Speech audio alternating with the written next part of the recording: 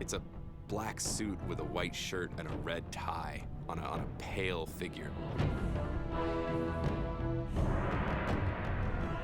It was one of the first games I can think of where you were committing acts of violence to protect yourself. You were supposed to go out there and kill people. They could put him on a white horse, and that would be about the closest they could get to actually just having him look like he's riding out of the Book of Revelations.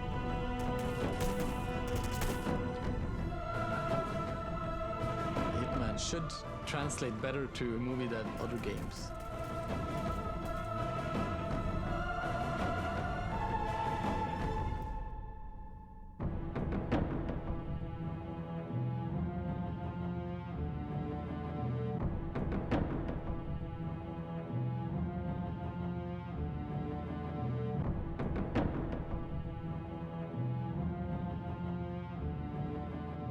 When Hitman released in 2000, what it tried to do was provide players with options. And it wasn't truly open world, but what it was a very entertaining sandbox.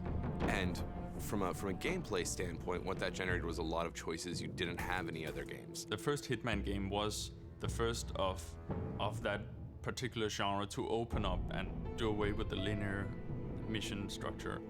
The starting point for the developers back then was that this time we need to make a game that no one's seen before, and we need to make it as complex as we can. It introduced a layer of strategy that you didn't see before. That got a lot of people hooked on this whole idea of not just running out and killing everyone on sight with two pistols blazing, but the idea of like creeping and hiding behind shadows and sneaking behind guys and just taking care of business without alerting everyone else. In Hitman, you need to think a little bit more what to do and how to play the game. That completely changes the way in which you get satisfaction out of a game. Because if you feel like, wow, look what I came up with and beat the computer, you're gonna feel better than, wow, I did what everyone else did.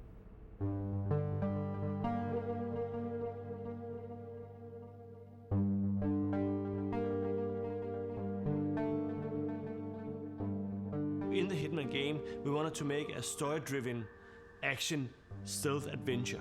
Story is important in video games, because without story, you have no motivation. What we had is a pretty short background story, what we wanted to tell in each chapter, in each level of the game. And as soon as we now getting into making the level design, we expanded that and wrote all the scripts. So in the end, we had a whole big script. The inspirations from Hitman obviously came from video games in general, but definitely from Hollywood.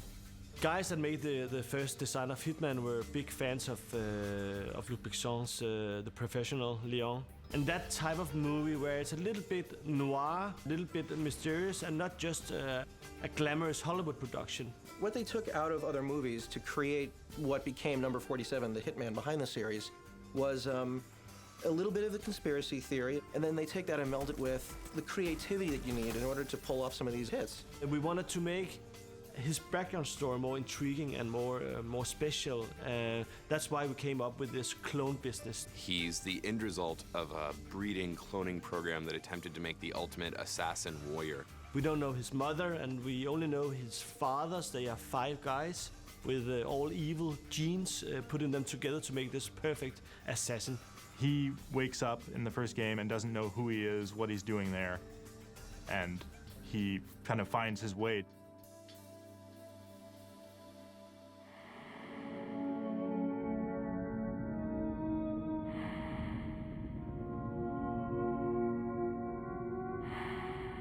What makes Agent 47 unique is that he doesn't have as strong a character as, say, you're looking at Lara Croft or Solid Snake. And for me, I think that's a good thing. But Agent 47 is a little bit different from most other video game characters because he doesn't really have a backstory because he doesn't know his own backstory. He doesn't really have a background, which makes him so open to interpretation. You get to create who that character is through your own play style. It's not like he's just some hollow shell that points a gun at people. You start finding out through the course of these games that he's a real person, he's been used, and you're trying to figure out exactly how and why. I think that it's interesting to see him transfer to a movie as well, because he is such a blank slate that you fill in, but we all have an idea of what he looks like if the camera was wrapped around to the front instead of behind him.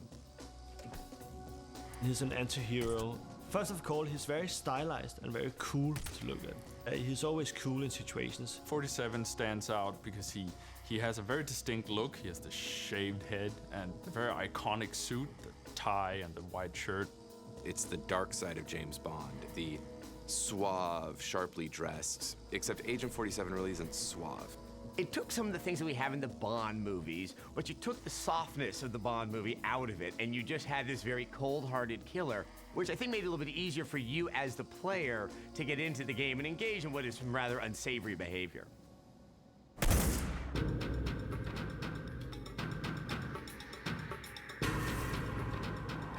The real appeal to me of the Hitman games is you kind of fantasize about being a cold-blooded killer. I don't want to be one in real life, but, you know, there is something very empowering about taking on a character like that. And it really gives you a vicarious way of leading a life that you really should never want to do in your real life. So, How can you go out and kill another human being and just act like that's your job?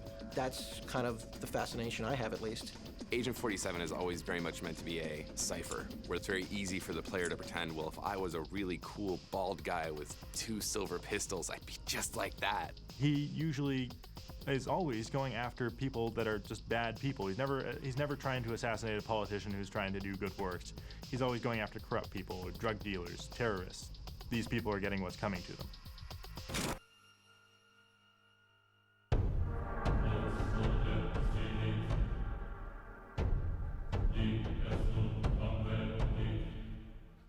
when you go from a game to a movie, it's usually because you've got a nice mix of ideas inside of the game that aren't so completely articulated that the movie can expand upon that and can find all the nice elements of it and try to create a broader story, once again without violating what made the game so appealing in the first place.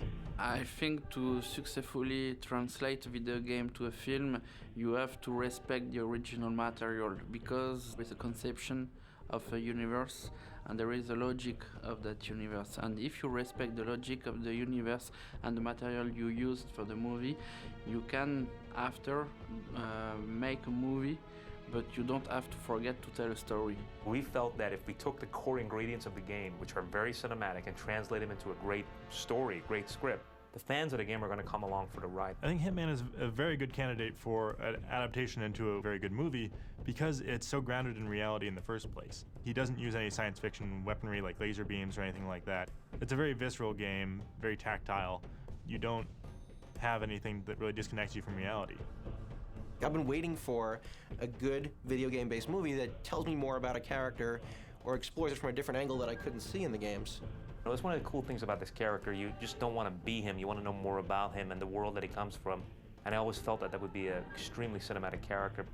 If you have a character that's iconic, you want to see that character brought to life right. Without betraying the type of character 47 is, and to that degree the game and the source material, to be able to find 47's quest to try to figure out who's after him and why they're after him. One of the big challenges about making a movie out from Hitman game is that normally we didn't put that much emotions into Hitman. We didn't put very much feelings into Hitman because we would like to let the player actually put the feelings into Hitman. In a movie, the director needs to define that in advance, because it's not like the spectators can choose how to watch the movie.